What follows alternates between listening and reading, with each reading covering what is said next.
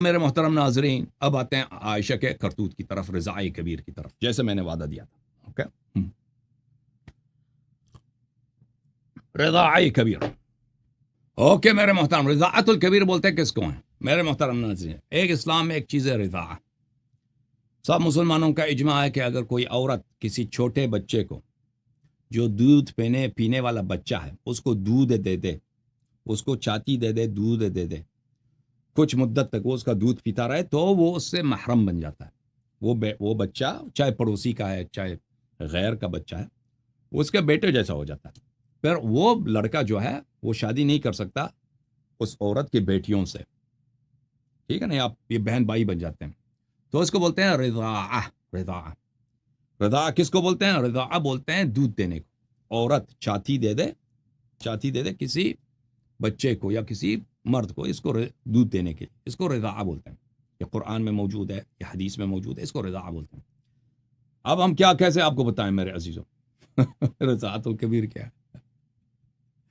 او بھائی کچھ شرم کرو مولیو، تم نے ازواج کو جھوٹ کر کے مطہر بنا دیا. نستجیر باللہ، یہ تمہارا مطہر ہی ہے، یہ تمہارا مطہر ہے. دیکھو الموطا لمالک ابن انس، الجزء اول،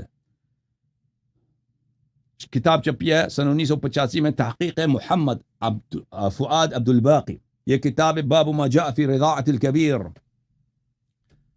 رضاعہ کبیر کے باب، حدیث نمبر 12. ملاحظہ فرمائیے، عائشہ فی من كانت تحب ان يدخل عليها من الرجال، عائشہ کو پسند ہوتا تھا کہ بعض مرد اس کے پاس آ جائیں. جو مرد اس کو پسند ہوتا تھا، عائشہ کو اچھا لگتا تھا کہ مرد اس کے پاس خلوت میں آ جائیں. فكانت تأمر اختها ام کلثوم بنت ابی بکر، اپنی بہن ام کلثوم بنت ابی بکر کو حکم دیتی تھی عائشہ کہ کیا کرو. وبنات اخیها، اور اپنے بھائیوں کے بیٹیوں کو حکم دیتی تھی. ٹھیک ہے نا، حکم دیتی تھی کیا؟ ان يرضعن من احبت ان يدخل عليها من الرجال، کہ وہ چاتی دے دیں. اور میں یہ بتاؤں آپ کو، اس سے مراد یہ نہیں ہے کہ کپ میں دودھ نکال کے ان کو پلا دیں، نہیں، وہ کسی روایت میں نہیں کپ، یہ جھوٹ بولتے ہیں. رضاعہ کا مطلب ہی یہی ہے، التقام الثدی. التقام الثدی کیا بولتے ہیں؟ کہ عورت کی جو چھاتی ہے، پستان ہے، اس کو منہ میں لے لے. نپل انگلش میں بولتا ہے نپل.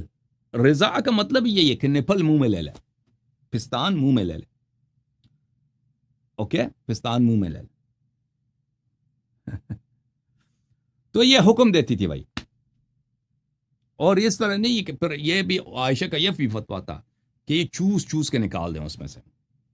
تو یہ مردوں کو اس طرح حکم دیتی تھی. اچھا ملاحظہ فرمائیے، یہ کتاب ہے مسند احمد بن حنبل، الجزء الثالث والاربعون، مؤسسۃ الرسالہ، کتاب چھپی ہے سنہ 2001 میں. ملاحظہ فرمائیے، یہاں پر صفحہ نمبر 351، حدیث نمبر 26330، یہاں پر بھی یہی بات ہے.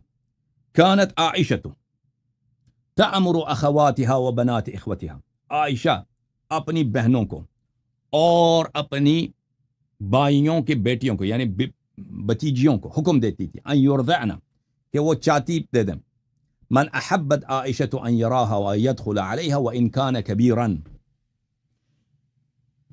ایسے افراد کو جو عائشہ سے ملنا چاہتے ہیں، ملاقات کی خواہش ہے.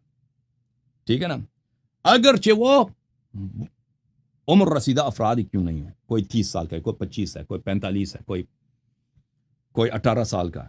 ٹھیک ہے نا، جتنا عمر ہے وہاں لائن لگاؤ. ادھر ابو بکر کے گھر پہ جاؤ، ابو بکر کی کسی نواسی کو پکڑ لو یا ابو بکر کی کسی بیٹی کو پکڑ لو، اس سے چاتی لے لو. اچھا چاتی لے لو، کس طرح چاتی لے لو؟ 5 رضعات، 5 دفعہ، ایک دفعہ نہیں، 5 دفعہ منہ لگا کر. ٹھیک ہے نا، اس لیے کہ یہ عائشہ جو عفیفہ بنی ہے، یہ اس کی عفت کی جو ہے کیا، دیکھیں یہ کسی شخص کے لیے یہ حرام نہیں ہے کسی عورت سے ملے اگر وہ عورت کیا ہے پردے میں. ٹھیک ہے نا، بشرط کہ وہاں پہ وہ دونوں ایک گھر میں اکیلے نہ ہو، ایک گھر میں اکیلے نہ ہو. وہاں پہ کوئی بچہ ہو سکتا ہے، وہاں پہ کوئی دوسری عورت ہو سکتی ہے، وہاں پہ کوئی اور شخص ہو سکتا ہے. اور یہ کوئی نبی کریم صلی اللہ علیہ وسلم عورتوں سے ملتے تھے، صحابہ وغیرہ، کوئی اس میں حرمت ہے ہی نہیں ہے. اس میں جو حرمت ہے وہ یہ ہے کہ آپ کسی عورت کے ساتھ خلوت میں ایک جگہ نہ ہو. یہ جائز نہیں ہے. یہ شیعہ نے بھی روایت کیا, مخالفین نے بھی روایت کیا کہ وہاں پہ شیطان بہت طاقتور ہو جاتا ہے. ٹھیک ہے نا. تو اگر واقعاً اس نے عفت کا اور تقوی کا اس کو بڑا خیال تھا عائشہ کو, تو یہ تو بڑا آسان ہے. آپ جا کے مسجد سے ملتے ہیں, دروازے کے باہر آ کے ادھر کھڑے ہو جب سوال کرو. ٹھیک ہے نا. نبی کریم صلی اللہ علیہ وسلم نے کبھی یہ وصیت بھی نہیں کیا, یاد رکھو, کہ میرے بعد میرے عورتوں سے تم فتوے لینا.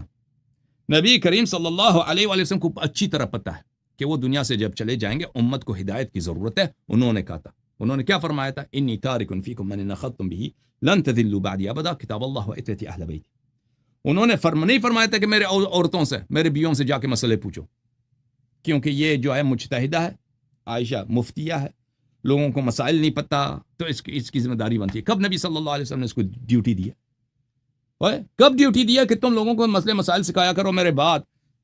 پوری امت کو حکم ہے, پوری امت کو حکم ہے کہ اہل بیت طاہرین علیہم الصلاۃ والسلام سے پوچھیں. فاسألوا اہل الذکر ان کنتم لا تعلمون. یا ایھا الذین آمنوا اتقوا اللہ وکونوا مع الصادقین. صادقین اہل بیت علیہم السلام. ثقلین میں سے ایک ثقل اہل بیت علیہم الصلاۃ والسلام, جن کے اتباع واجب ہے, جن سے اخذ کرنا واجب ہے. اچھا, تو لوگ آتے ہیں عائشہ سے ملنے. اگر اس کے دیکھیں, یہ کہیں گے کہ اس کو عفت کا, پاک دامنی کا, تقوی کا, خدا ترسی کو عائشہ کا بڑا ڈر تھا کہ ایک اجنبی مرد آ رہا ہے, اس سے ملنا نہیں چاہتی, تو پہلے اس کو اپنا محرم بنائے گی. تو کیا ضروری ہے کہ خلوت میں کسی اجنبی سے ملے؟ مجھے بتاؤ بھائی, خلوت میں کیوں ضروری ہے؟ ٹھیک ہے, اگر خلوت نہیں ہے, مسجد میں مل سکتی ہے, وہ گھر کے باہر گلی کوچے میں کھڑے ہو کے کوئی ان سے مسئلہ پوچھ سکتا ہے, یا اگر وہ کوئی گھر میں آ جاتا ہے اجنبی شخص, کوئی ضروری ہے, انسان عورت پردہ کرے لیکن ساتھ ایک اور شخص بھی ہو, ساتھ ایک بزرگ کو لے کے آؤ, ایک دوسری عورت ہے, ایک دوسری کوئی پپی, کوئی خالی, کوئی مائی, کسی کو بلا دو ادھر, کوئی بات نہیں, اس میں کہاں حرمت کی بات ہے. دیکھیں, عفت کا یہی ہے. اب ایک شخص مثلا عائشہ سے محرم نہیں ہے, اب تم اس کو بھیج دو اپنی بہن کے پاس. او بھائی, تم ایک اجنبی آدمی کو بہن کے پاس بیچتی ہو, وہ جا کے اس کے پستان کو منہ میں پکڑ کے چوس رہا, اس کا کیا جواب دو گے؟ او بھائی, یہ کیا بے غیرتی ہے, کیا تماشا ہے؟ یہ گناہ نہیں ہے, اور یہ صریحاً قرآن کے خلاف ہے, رسول پاک صلی اللہ علیہ وسلم کے فرمان کے خلاف ہے. میں آپ کو دکھاؤں گا کہ عائشہ کے پورے خاندان میں یہ رسم تھا کہ مردوں کو اپنے پستان دینے کا. ہاں, بڑی عائشہ کی ماں اس میں بڑی مہارت رکھتی تھی. عائشہ کی ماں ام رومان, ابو بکر کی زوجہ, غیرت کا ہے ان لوگوں میں بھائی. یہ اچھے لوگ ہیں, یہ افضل الناس بعد الرسول صلی اللہ علیہ وسلم ہے. یہ لوگ کرتے تھے, رسول پاک صلی اللہ علیہ وسلم نے سختی سے منع فرمایا اس بات کو.